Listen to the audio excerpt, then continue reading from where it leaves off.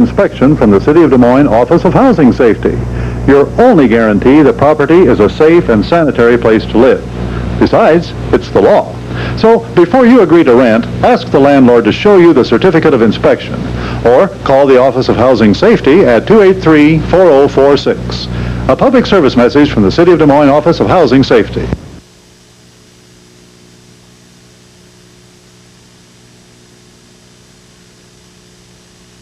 This is 5 TV. And for the first time, a crucial White House insider in the Iran arms story is willing to tell all. Good evening, I'm Ted Koppel, and this is Nightline. Steady hand among the White House cowboys. A Marine from Texas who prefers action to pencil pushing. A worldview strategist who yearned to follow in the footsteps of his one-time boss, Henry Kissinger. Whatever Robert "Bud" McFarlane has been called, his role and his testimony in the Iran arms affair is critical. We'll hear it all from him in an open-ended conversation tonight.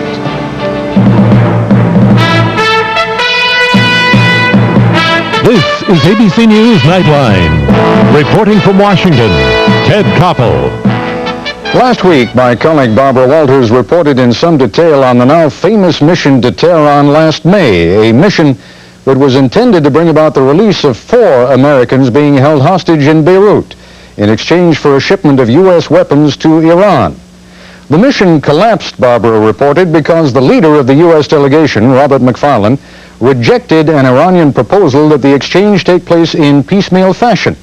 All 4 hostages, McFarlane reportedly insisted, or there would be no deal. Last week, Mr. McFarlane still felt that it would be inappropriate for him to comment publicly on Barbara's story or to fill in the many gaps in the events leading up to his Tehran mission. At the time, I asked Mr. McFarlane to keep us in mind and to give me a call when he was ready to tell his entire story. Yesterday, he called, and this afternoon, he, his attorney, Leonard Garment, and I met at Mr. McFarlane's office. You should know that no preconditions were offered or asked. One more piece of business before we begin. What you're seeing right now is what we call a graphic. It gives just a thumbnail sketch of Robert "Bud" McFarlane. We've prepared a number of such graphics anticipating some of the names that will probably crop up in the course of our conversation. We hope they'll help you follow what is bound to be, at times, a rather complex story. Mr. McFarlane, let's begin where, in a sense, the story climax, and that is in Tehran last May. Who was in your party? On the American side, 2 associates from the National Security Council, Colonel North, Mr. Teicher, a Farsi speaker, formerly of the CIA, Mr. Cave, and a communicator. And as you understood it, what was the purpose of the mission? I was asked to open what was hoped would be a political exchange between the United States and officials of the Iranian government. And in fact, that is what took place. All right, tell me about it. You flew from where to where? Well, our party flew from the United States through Israel to Tehran. We received there, established as is normal practice in a hotel. May I just interrupt you and ask you why through Israel? I mean, don't have to fly through Israel to get to Tehran. Well, the original encounter or meeting between the Iranian officials who had expressed to Israel a year before an interest in talking to the United States led us to welcome that again to Israel. And in the course of the year that followed, Israel was party to and facilitated this opening of tentative talks. And so it was... Come back to that. So you and this party of Americans, was there, in fact, I remember you were on this broadcast many, many weeks ago before all the hearings began, and I told you at the time there were rumors of a wealthy Arab businessman on board, and you said, no, that wasn't true. Was there an Iranian on board? I mean, was Gorbanifar part of all of this? No, there were no Iranians on board. All right. So you arrived in Tehran, and Barbara's story is that initially they had hoped to house you privately, but this was during the feast of, well, not the feast, the holy days of Ramadan, during which Muslims fast during the day and are only permitted to eat and drink after sundown. And it was felt it would be very difficult to get food to you, so you were put up where? In a hotel? Yes, we were put up in the entire top floor of what had been the Hilton Hotel. And with whom did you meet? Ted, those people identified today, I think, would be under some spotlight if identified by name. They were, in some, senior advisors to decision makers of the Iranian government. And I think that their status today still gives us some hope that they may be able to influence change in the future. And so I don't think it's particularly healthy to put a spotlight on them. But you're satisfied that these were the real McCoy, that these were people who were in a position to effect some changes in terms of U.S.-Iranian relations? Yes, I think so, and I think their bona fides were not only in the authority with which they spoke and the instructions they had from the highest level on their side, but we were able to check, of course, back with the United States and to the CIA to look through their own files and determine were these people legitimate or not, and they found that they were. All right. At which point did the discussion focus on the American hostages, and how did that come about? And at which point did the discussion focus on American weapons, and how were those two things ever linked? Well, you recall, Ted, that before the May visit, there had been a meeting in December of the previous year, and at that meeting, the agenda that we would talk about, if ever we began to focus on the political issues between us, was agreed.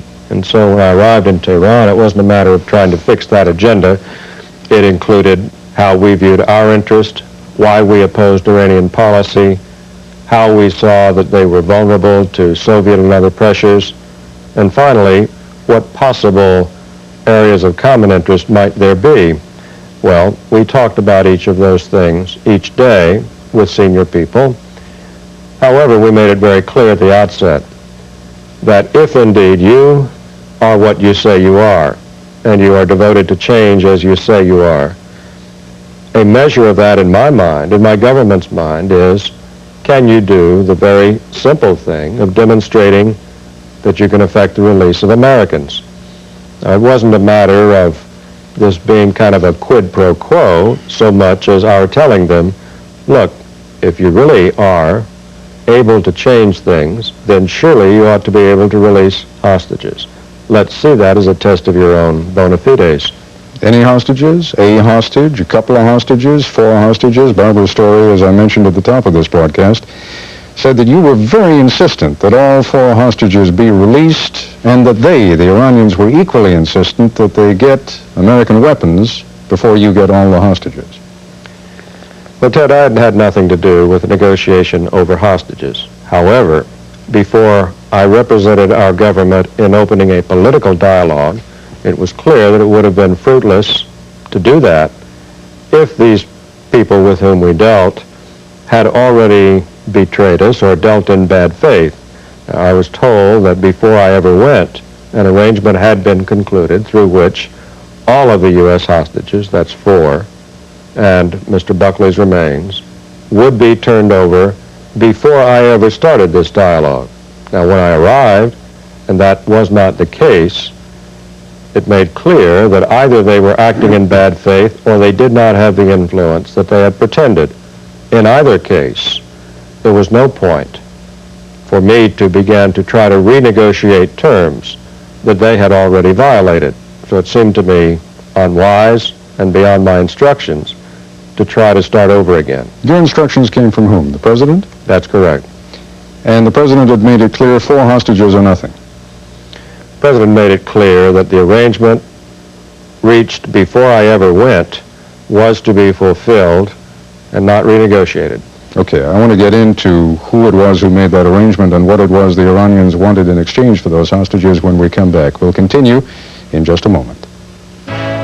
This is ABC News Nightline, brought to you by Ford.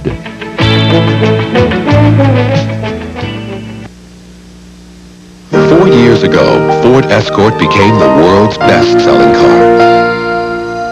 And over those years, we've improved its engine, suspension, and interior.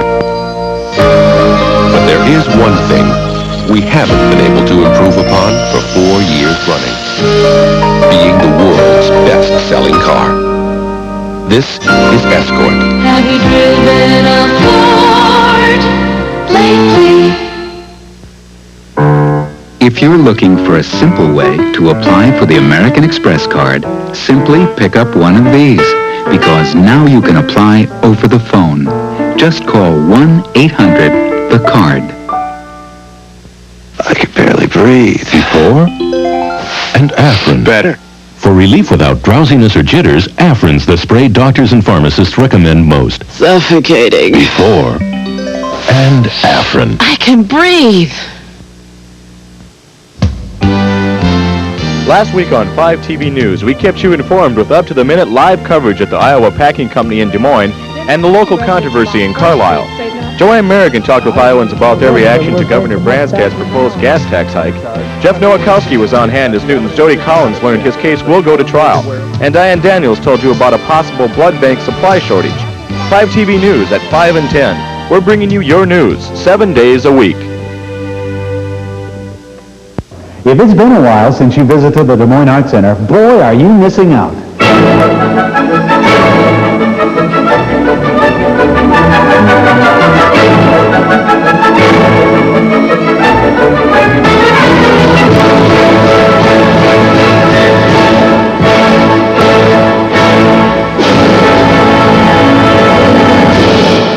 Take it seriously or take it for fun, but take in the Des Moines Arts Center.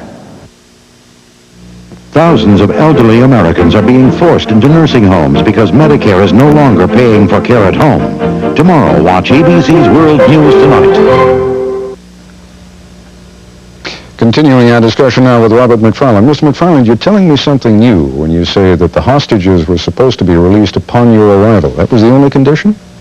Once you got there with the American party, the hostages were supposed to be waiting for you? Well, Ted, I wasn't party to precisely what was agreed. No, but I mean, what did the president tell you? I was told that the arrangement called for all of the hostages to be released in a phased process, the first 2 of which would be released upon my arrival, the additional 2 shortly thereafter, and Mr. Buckley's remains within a matter of hours after that. But it became evident upon my arrival, checking by radio with those at our embassy and back in the States and with our own government, that it just hadn't happened. And that obviously raised right away a question about whether it was bad faith, whether it was a mix-up, or whether it was a lack of influence by those in Tehran with those in Lebanon. Let me just understand one thing clearly. You were the leader of this mission. Yes. This mission was under your control. Yes. So you had to have pretty clear instructions about what had been agreed to, even if you weren't a party to making that agreement beforehand. You knew precisely what you had to do when you got there, and weapons were a part of that somehow. You speak of a phased release. The first 2 hostages were to be there as soon as you got there. Your presence was supposed to be responded to by the Iranians with 2 hostages on scene, correct? 2 hostages released to the custody of Americans in a third country, not to me. All right, fine. And then the other 2 would be released when what happened? When you handed over some weapons? Again, to me, it was a matter of whether these releases, which were to occur back in Lebanon, took place or not. It didn't depend upon my actions in Iran, but I wanted to know about it because it affected my actions in Iran. All right. What were your actions in Iran to be on the assumption that everything was proceeding as planned, on the assumption that the 4 hostages were released? What were you to do then? To open the new page, if you will, in the relationship, which was to talk about these several areas of disagreement between us. Hang on for a second. Somehow you seem very reluctant to talk about the weapons. Now, you know that in most Americans' minds that, maybe it has become overly important in everyone's mind, and as I promised you, we're going to go back and we're going to talk about the context in which all of this came about. But they were weapons, right? Mm-hmm. You brought them with you to Iran, did you not? There were spare parts that had been, again, negotiated by others, and it's for that reason. I simply don't know the terms that were negotiated. No, but I mean, you can't go over and lead a negotiation or lead a deal without knowing precisely what the deal is. You had been told A leads to B, B leads to C. Where did the weapons fit into that, the spare parts? Well, again, I honestly just cannot tell you the detail. What I knew was... But I mean, you had weapons on the plane, or spare parts on the plane. Yes. At some point or another, they were to be handed over to the Iranians, correct? Yes. Based on what? Well, first of all, when you arrive, there isn't very much that you can do to affect the custody of things that are on your airplane. I did not have to do anything, Ted. My purpose there was simply to determine whether or not what they had agreed, which was very simply put, the release of all of our people, occurred or not. And it didn't. But for that to happen was not something that I was supposed to renegotiate nor start over with. Okay, but I mean, did they get those spare parts? The ones that were on your plane? Not all that they had been apparently committed. Did they get anything? Those that were on that airplane alone. Why? I mean, why did they get it? What had they given in return? Nothing, and it was simply a matter that it wasn't within our ability to do anything about it. So you went over, you and your party went over. Were there any Israelis in your party? One, yes. Mr. Neer? Yes. Explain to me what his function was in all of this. Well, I think he had been party to the preparatory work that had been done between the Iranian representatives and officials of our government. Precisely what his role was before this mission, I can't tell you because I wasn't involved with it. All right. Barbara reported that while you were there was kind of an argument that went back and forth, that Mr. Ghorbanifar, or the Iranian arms dealer, was in effect pleading with you, look, take the two hostages, let them be released, and then as soon as they get their weapons, the other two will be released. And you wouldn't go along with that. Ted, I have never been part of this kind of negotiating process, and it seems to me unwise to get on the slippery slope of saying that once something is agreed and the other side doesn't fulfill their end of it, that you could excuse that and begin to renegotiate something else. For the moment that you indicate that you can be deceived and put up with it, you're asking to be deceived again. So you hung tough? Yes. While you were there? That's right. You said all for or nothing? That's right. And then in effect you turned around and came back? Yes. But that took 4.5 days? Yes, and I think really that my purpose was to determine and answer as best we could to the original question that was asked by the President a year before. Are there people in Iran who have an interest in changing Iranian policy or not? Now, if you spend as much time as you can talking to these people, going over with them what their motives are, their limits are, their sense of vulnerability, and their knowledge about conditions both within their country and outside, Iran-Iraq war, the Russians, the Afghanistan situation, you develop some ability to come back and report to the President that, yes, there is some promise in this, or no, there isn't. I came away convinced that there was not. All right, let's take a break. And when we come back, I just want to tie up a few little details on that, the cake, the pistols, the Bible, all that nonsense that we've been hearing about now for so many months. And then we'll get back into the context. We'll continue our conversation with Bud McFarlane in a moment.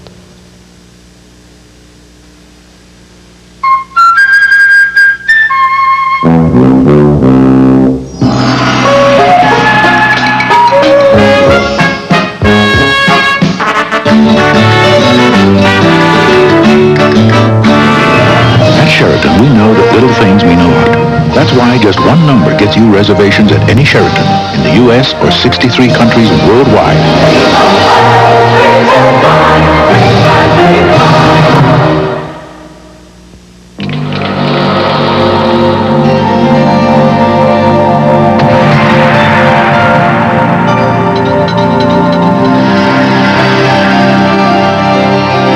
At BMW, we our engineers to daydream. And this is what happens when they do. Introducing the BMW 535 IS. For a more leisurely look, visit your authorized BMW dealer. Tune into Alice as Mel and the waitresses serve diner food with dynamite comedy.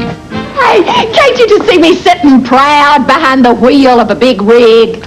You look lovely with the wind rushing through your hair. Oh, yeah. Uh-oh. Uh-oh, what? Uh-oh, the wind won't be able to rush through your hair. It'll just have to climb over it. Let the ladies at Mel's Diner take your order for comedy on Alice, weekdays at 4:30. There are over 200 challenging and rewarding careers in agriculture.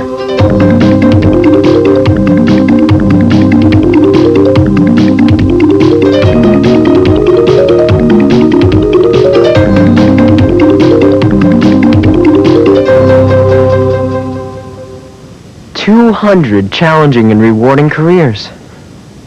Think about it. A message from the FFA.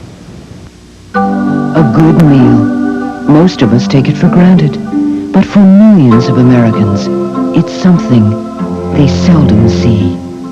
Fortunately, though, Second Harvest will help. Second Harvest is a national network of food banks dedicated to feeding hungry Americans. But it needs your support. So please, contact the Second Harvest member near you. After all, isn't America one place where no one should live in hunger? Wake up one step ahead in the business world with first news from financial capitals in New York, London, and across Europe. Tomorrow on ABC's World News This Morning, before Good Morning America.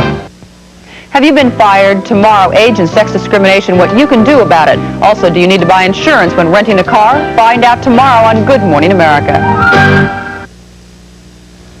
Continuing our discussion now with Robert McFarlane. Mr. McFarlane, humor me, if you will, because I know these seem like irrelevant little details, but they're the kind of grist that a lot of people like to chew on. I asked you once, many weeks ago it now seems, whether there were pistols, a Bible, chocolate cake. And as I recall, you gave me a very careful response, and I should have caught the nuance, but I didn't. You said, that's not the way I do business. But someone did. Someone brought those things, if not all, on that one mission. I mean, the pistols, the cake.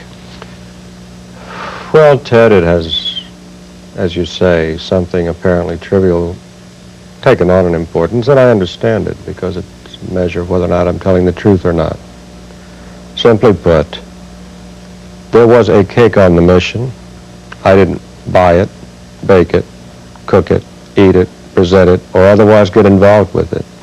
Apparently, I'm told, the cake was the product of a spontaneous idea in Colonel North to take something of a celebratory connotation to it, and as a kind of a symbol of our turning a new page, one hoped, in the relationship. I didn't get involved with it, and that's not the way I do business. I understand. The pistols. The pistols, the Bible, for example, apparently was not on my trip. I understand Mr. Cave says that it was. I am told, and the extent of my knowledge about it is, that the Bible was exchanged on a subsequent trip by Colonel North in Germany. I never saw it. I don't believe there was a Bible on the trip. And but at some point or another, a Bible was presented to some Iranians, and it was inscribed by the president? I understand that's the case. I have no first-hand knowledge of it. What about the pistols? They were along on your trip? I understand that's the case, and it was a function of what the Iranians had expressed an interest in for their leaders. And it is plausible when one thinks about what the currency is and gifts between leaders within the Middle East. But again, I didn't choose these things. I didn't convey them, and in fact, they were not delivered.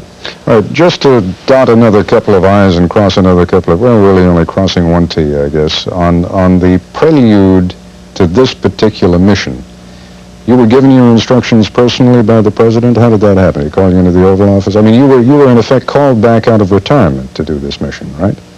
That's correct. The President's National Security Advisor called and said that Admiral Poindexter. That's correct, that they believed that an arrangement had been reached with the Iranians after several months that would call for the release of all of our hostages and hopefully turning in a new direction, and that would be to begin to discuss our disagreements, the political agenda. And assuming that were so, would I take on this new political role? He said the president had approved it. He asked that I come in finally in May to be briefed and brought up to speed on where matters stood, and I was given instructions, about 4 pages, that dealt with this set of political disagreements, and I asked, were the cabinet officers involved with this, and was told that they were, and that the president had approved those instructions. But you never heard, you never spoke personally to the president about it? No. So you took all of this on the word of Admiral Poindexter? Well, I had no reason then nor now to doubt it. So as far as you were concerned, the president knew precisely what was going to happen, knew that some spare parts were going to be taken over there and that they would be left behind, and that then, one would hope, the 4 hostages would be released. Again, as part of a larger, I understand, all part of a larger premise, and that is working out better relations. That's so. It's so, Ted, and if you'd indulge me a minute, I think that, as you said at the beginning, we're focusing upon the event that, as at the end of a process, and an event that I acknowledge is tough to understand. I hope that we'll get before long to what I think is an enduring question, which you have posed yourself often, and it's this: how are Americans supposed to understand this? And it seems to me that one answer is as follows: that Americans who don't in school, college, high school, spend a lot of time studying Iran, or for that matter, very many countries overseas, place fairly limited demands on their president. They say, keep peace and create a climate internationally in which we can prosper, sell things, and so forth. But we want you to do it according to our American rules. Well, what does that mean? It means that your government, your State Department, your president are supposed to be influencing Russians, Iranians, others who really don't play by our rules. And when you're in the circumstance where, as in Iran today, America has enormous interests which are extremely vulnerable to a very chaotic government, a very radical regime. Now, a president faced with that, knowing that Americans prefer that he plays by our rules, but still achieves results, what's he supposed to do? Well, the safe course is to do nothing. Nobody's ever going to criticize you for that. However, that puts at risk enormous interest, not only of ours, but the possibility of Iran bringing the international economy to its knees, or by default, creating a vacuum that can be filled by the Soviet Union. Right. Now, the president can do nothing, or he can make a cautious, prudent effort to find out the answer to a simple question. Are there reasonable people in Iran or not? Okay, but you had been involved in just such a mission during the previous year. Yes. And it was a mission that you concluded had not succeeded. And I want to come to that when we come back. And I also just one last question. You never, ever met with the president on this issue? Never talked about it? Oh, in 1985, many times. No, 85, I understand. But not prior to the May mission? No. Never heard from him directly? Only in written instruction. Gotcha. We'll continue our discussion in just a moment. The German Autobahn has no speed limit. Once on it, drivers test each other and their cars. But when the weather turns nasty and the road gets slick, it's comforting to be in an Audi 5000 Quattro. All-wheel drive and anti-lock braking can make a difference, you know. If it rains where you live, you're ready for an Audi Quattro. Hoover Innovation makes cleaning easier, Easier with the self-propelled Concept 2. Easier with light and lively quick bloom cleaners designed for quick pickups. Innovation. Another reason America trusts Hoover. Here's the smorgasburger! First we chop the cheese and chicken. Next we grind the beef and liver. Then we mix it all together. Now you got the smorgasburger. Smorgasburger from Kettle Ration. It's like a smorgasbord in a bowl. Smorgasburger!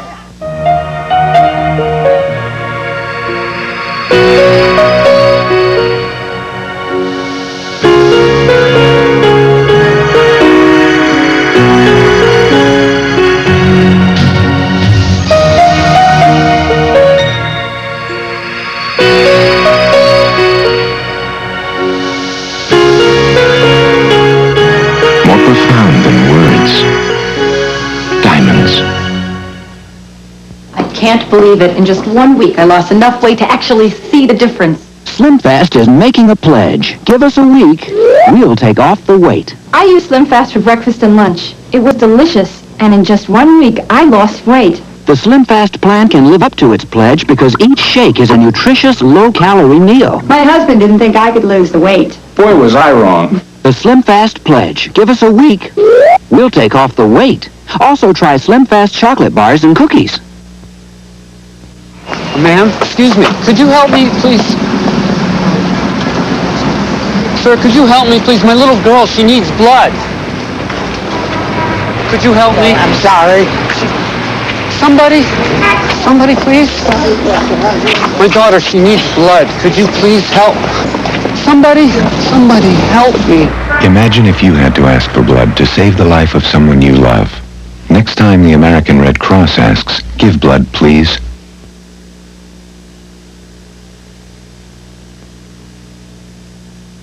Continuing our discussion now with Robert McFarlane. Mr. McFarlane, take me back to the genesis. I mean, when you were the President's National Security Advisor, July of 1985, August of 85.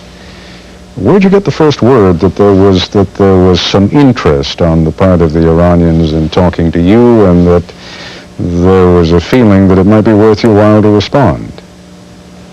In July of 1985, Ted, we were advised by the government of Israel that they had been put in touch with Iranian officials, some inside and outside the government, and over time had developed some confidence that these people were legitimate and had a concrete interest in change over time.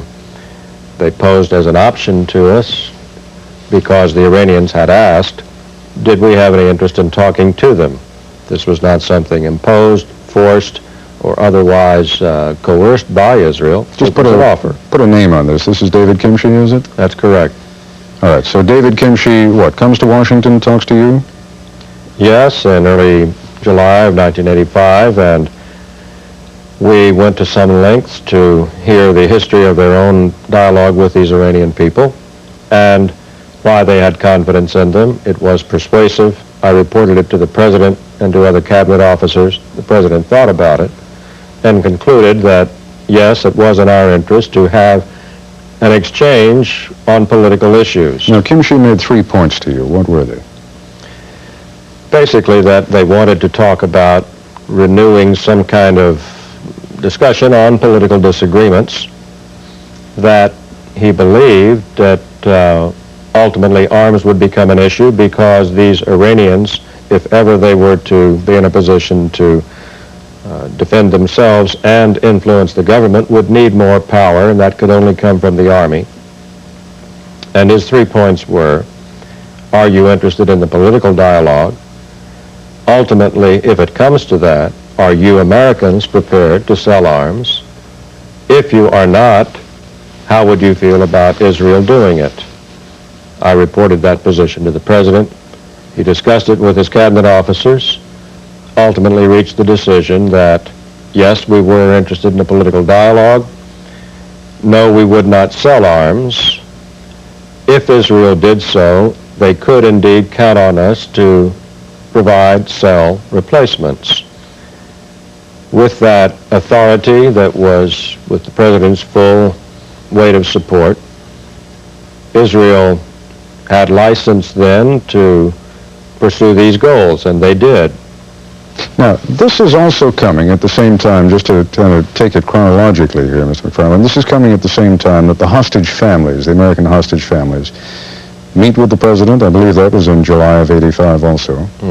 That there was obviously great concern in the government from a variety of sources, probably first among them William Casey, the director of the CIA, about the fate of William Buckley, the man who was the CIA station chief in Beirut, but who had also been head of counterterrorism for the CIA, and he had been kidnapped and was being brutally tortured.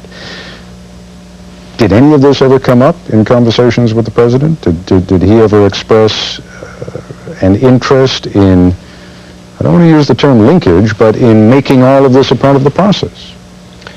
Well, Ted, I think that is for just about every American the appearance of things. And I wouldn't deny that the president didn't always have a very strong interest in the welfare of the hostages. He did. He's a man of great compassion, and that condition really brought a lot of anguish to him personally. However, it is equally important to try to stand off and say, look, if the president's purpose was to try to overcome this condition of hostility with Iran and protect our geopolitical interest, a key test of whether this made any sense or not was, were the people we dealt with competent authorities? Were they just fellow travelers, or were they real? I understand that, but I mean, it doesn't take a flaming genius to realize that whether the United States directly sells arms to the Iranians or authorizes the Israelis to sell arms, if this is done in the context of a discussion also about the release of the hostages, that someone, probably in Iran, is going to say, aha, we can trade hostages for arms. Well, is where it takes a certain amount of judgment and discretion. Specifically, the United States made clear at the outset, and Israel certainly understood, we were not going to trade arms for hostages.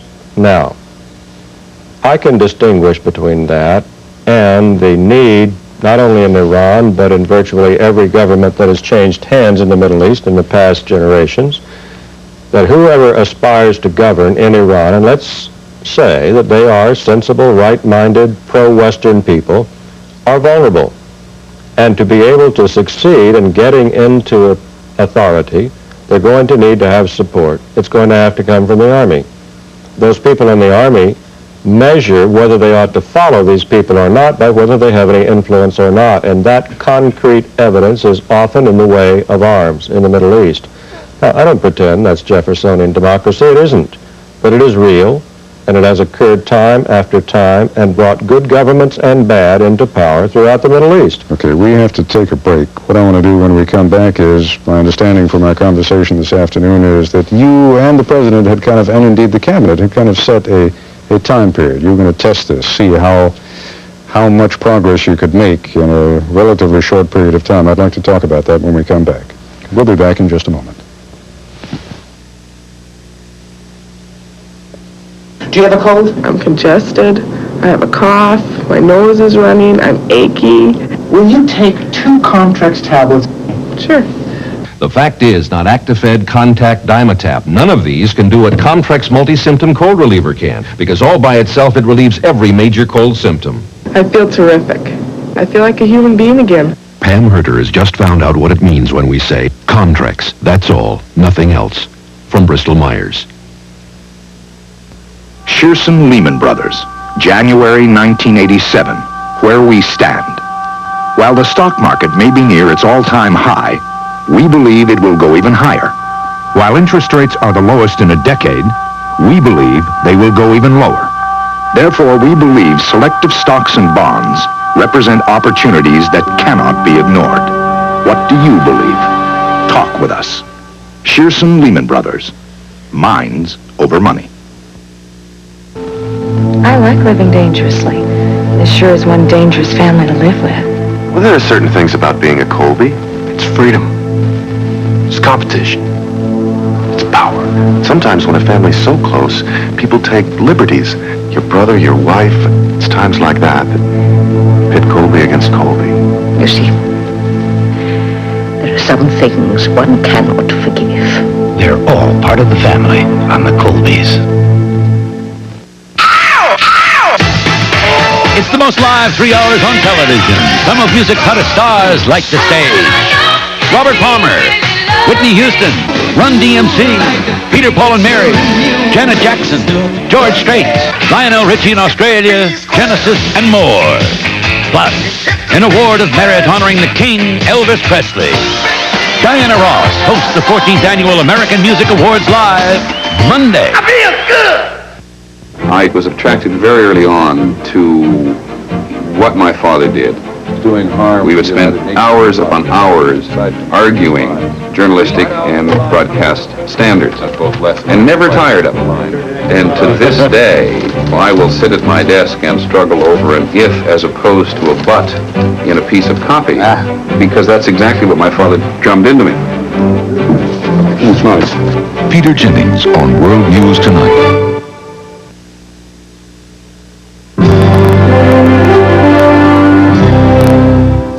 And we are back once again with Robert McFarlane. So here we are in August of 1985, and who decides that there ought to be kind of a time limit on success or failure, or at least some sense that things are going along right? Well, it was very clear in my mind that, first of all, even if it worked, you would want to have somebody in our Congress or the body politic, our people, support it, and so you'd want to share it with others.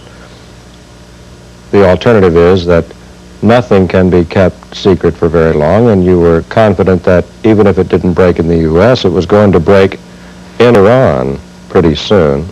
And so in my mind, an arbitrary figure of about 3 months was the limit at which this could have been kept secret. Now, were you alone in this, or did you discuss that with the president and his advisors, his other advisors, George Shultz, Cap Weinberger? Well, we discussed it, and I don't know that that was a consensus view, but the others were even more conscious than I about the risks of disclosure. Basically, there was a lot of disagreement in the government about whether it was even worth pursuing these initial Israeli links, wasn't there? I mean, Schultz was opposed to it. How about Weinberger? The Secretary of State and Defense argued persuasively all of the risks involved here, and yes, the President had the full benefit of all those views. But ultimately, it's the President's decision. Yes. And he said, go ahead. Yes, and it would have been irresponsible for him not to, Ted. As I say, the safe course was to do nothing. But that's not why we pay presidents. Okay. We pay them to protect our interest, and Iran is a very important interest. He tried it, it didn't work, and I expect him to step up to that before long and acknowledge that this was something very important to us. For him to have ignored it would have been a very irresponsible act. Just fill in the gap, though. Before we get to December, when you ultimately had a meeting with an Iranian, yes. What happened during those 3 months? Not very much to indicate that it was going to work.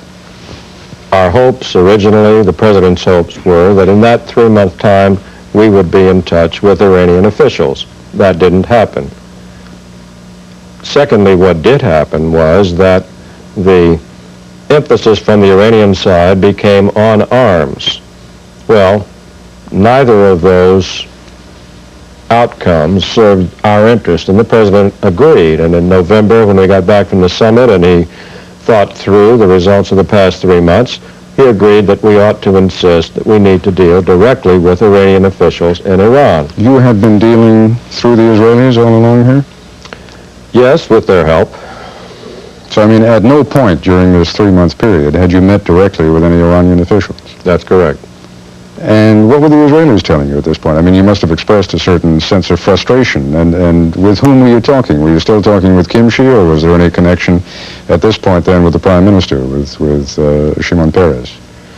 As I say, the President went through, after the summit meeting in November with the Russians, we got home, and he went through the history of this matter, and he said, well, go to London, meet with the Israelis and with the Iranians, make clear that this is going off the rails, that we want to meet with Iranian officials ourselves, and that because we still have doubts about their good faith, we're not going to carry on with any kind of arms sales, nor encourage anybody else, Israel, to do so.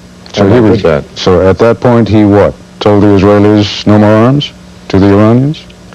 My instructions, yes, were to say, both to Israel and to Iran, that we were open still to this political exchange, but were no longer prepared, or indeed we had not then even, but were not prepared to sell arms to them, nor to encourage Israel to do so. Well, it's more than just encouraging. I mean, you either have to give Israel permission. We're talking about American arms here, so they either have to have permission to do it or they can't do it, isn't that right? Or they shouldn't do it.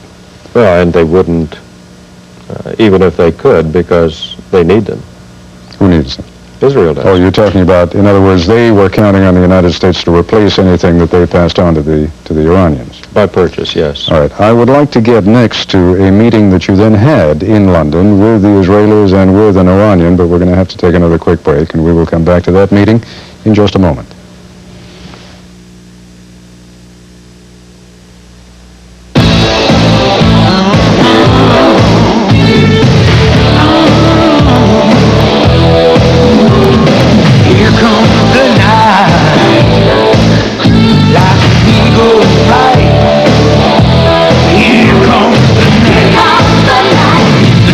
Discover the new shape of Mercury Cougar. The dream lives on.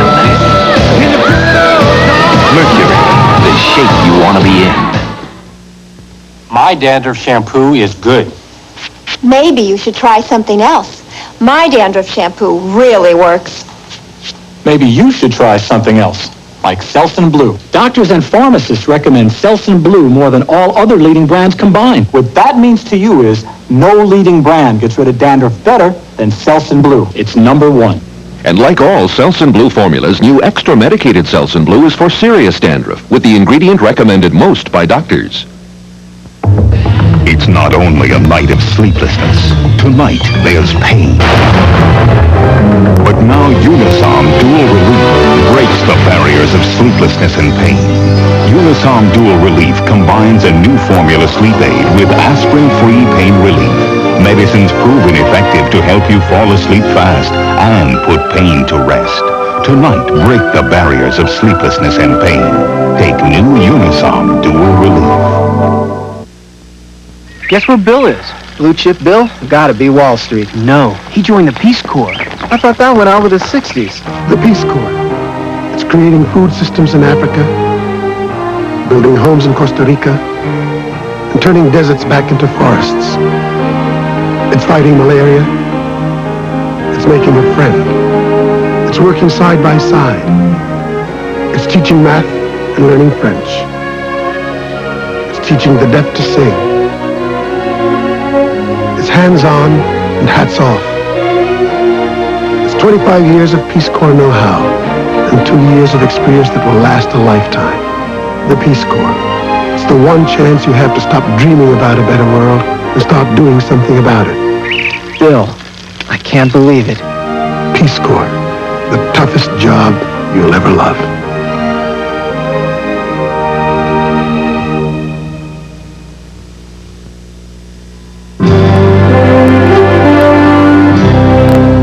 We are back once again with Robert McFarlane. Mr. McFarlane, December 1985, December 8th, December 9th, you go over to London and you meet first with an Israeli, some Israelis. Whom did you meet with? I met with David Kimke, who was a man of the head of the Israeli Foreign Ministry at the time, a man I had known for many years and who I believe then, believe now, is a man of considerable ability, extraordinary intellect, and a man of complete integrity. He had handled this account for the government of Israel since the beginning, and I talked to him about our misgivings about it that had arisen in the past 3 months, and made clear to him that what we had hoped for, and that was dealing with Iranian officials, hadn't occurred. As a consequence, while we remained open to that if it could be arranged, that until it could, we saw no further promise in this. And how did he respond? Well, he said that he believed that we needed to have more patience and that these things took time in Iran, and that in their judgment, the people with whom we were dealing were going to be able to demonstrate their authority soon. Now, the next day you met with an Iranian? The same day, actually, and I met with the go-between that had been portrayed to us as representing these Iranian officials, Qurbani Far. And I made clear to him in the course of about 3 hours my instructions from the president, which were that we sought to discuss 4 separate areas of interest, specifically to make clear what our interests in the Middle East were, why we disagreed with Iranian policy and promoting terrorism and so forth, that we intended to stay in the Middle East, also to discuss why we thought they were vulnerable to Soviet pressures and other problems, economic problems, and finally that we thought there might be some areas where we could agree, such as over Afghanistan and Soviet policy. Subject of the hostages didn't even come up, wasn't even raised?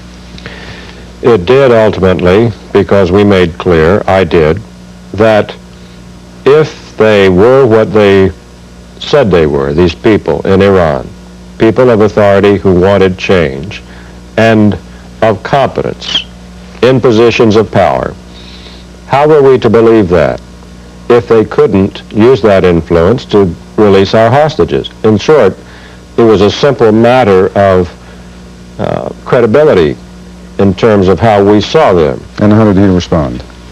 Well, he said, quite frankly, we haven't succeeded in that. That doesn't mean that it isn't worthwhile for us to keep trying and for us to begin to try to understand each other better. And I said, well, that's well and good, but please understand, we can't have very much confidence based upon what you've demonstrated so far. And furthermore, because we can't, we are not going to be party to more arms trafficking. But he raised the issue of the arms, didn't he? Didn't you say that that was kind of a key as far as the Iranians were concerned? He did, Ted, and he went through the rather realpolitik concept that in the Middle East, the people he represented in Iran, because they wanted to change things in Iran, were vulnerable.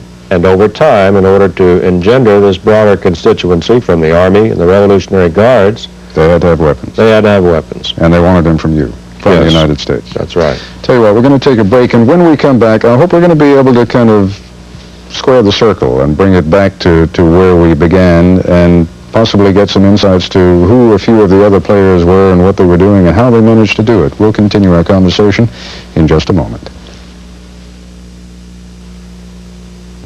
The pessimist sees the glass as half empty. The optimist sees the glass as half full. We, however, see it as a way to quench your thirst, boil an egg, or make something grow. Seeing the possibilities is capitalism at its best, and why you'll never look at a glass of water quite the same again. Shearson Lehman Brothers. Minds over money.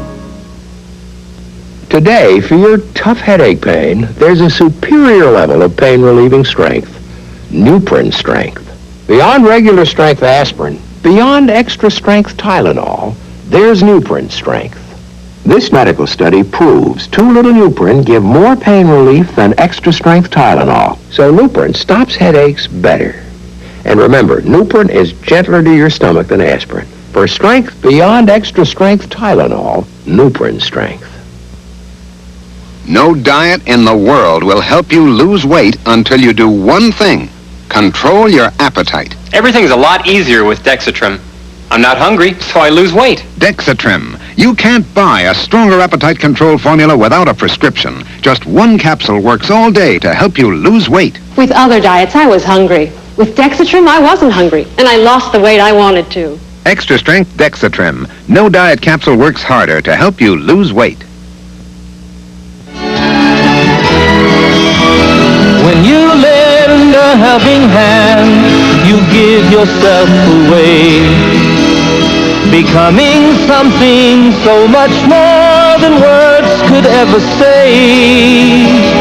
A brother to your neighbor, and to those in need a friend. Won't you give today the united way, bring happiness again. True love is still the answer, we are still the way. The gift is in the giving and in living what we say. This is John Denver asking you to make your United Way pledge now and give for a better tomorrow for all of us.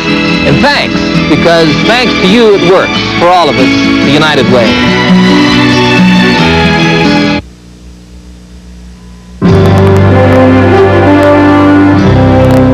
Concluding our discussion now with Robert McFarlane. Mr. McFarlane, if I can just kind of move you along a little quickly now. December then, 8th, 9th, you met with, the 8th you met with Kimchi and with Gorbachev.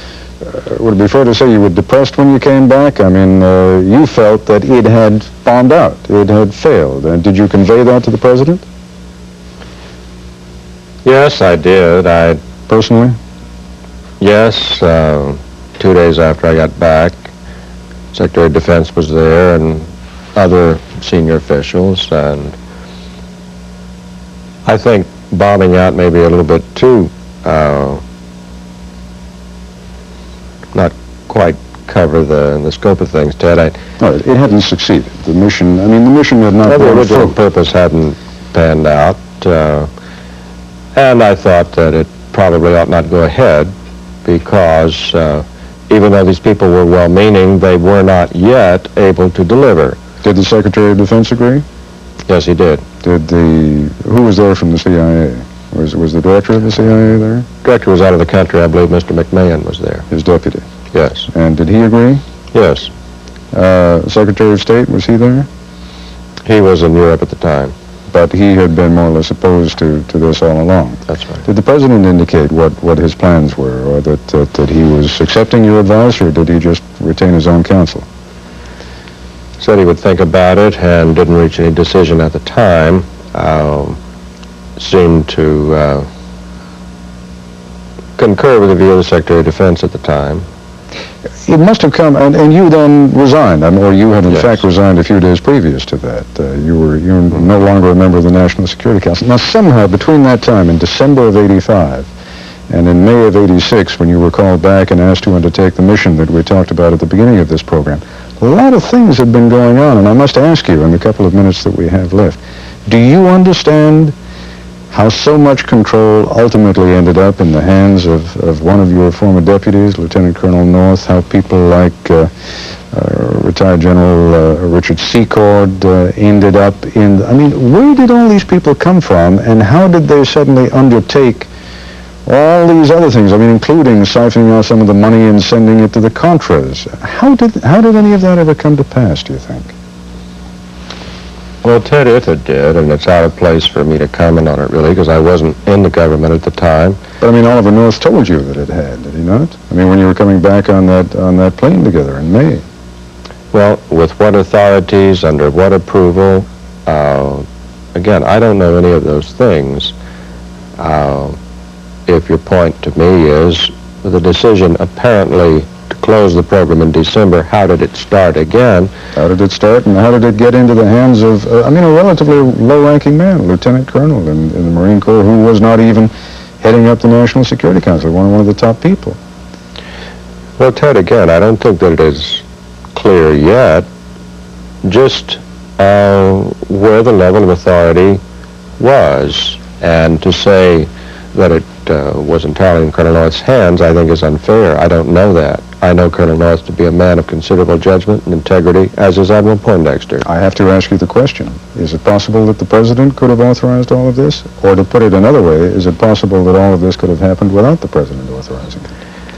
The president from the beginning, and I am profoundly persuaded of this, at no time would he undertake or countenance anybody breaking the law or doing something against regulation or policy. I am confident of that.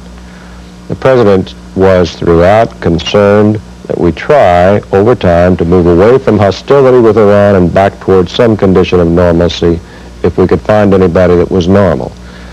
He was also concerned for the hostages, and there's nothing wrong with that. The president, I believe, at the time I left the government, understood that it had not panned out, that there were risks, and apparently over time decided that he would once more undertake to overcome those risks. I don't know why, Ted, but I don't think he can be faulted for trying to promote American interests. If the law was broken, the president certainly didn't do it and didn't authorize anybody else to. Mr. McFarlane, on that note, I thank you very much for joining us. It was good of you, and I appreciate the time. Thank you, sir. Thank you. That's our report for tonight. I'm Ted Koppel in Washington. For all of us here at ABC News, good night. This has been ABC News Nightline, brought to you by Shearson Lehman Brothers. There are people out there that would never, ever consider doing heroin, and yet they'd try cocaine or crack in a minute. Well, believe it or not, crack is 5 times more addictive than heroin. Say no when someone offers you drugs. Just walk away. If you've got a problem now, remember there are a lot of people out here who want to help you. Say no to cocaine. Say no to crack. Don't do drugs. Just don't. This has been ABC News Nightline. If you wish a printed transcript, please send $3 to Nightline Transcripts.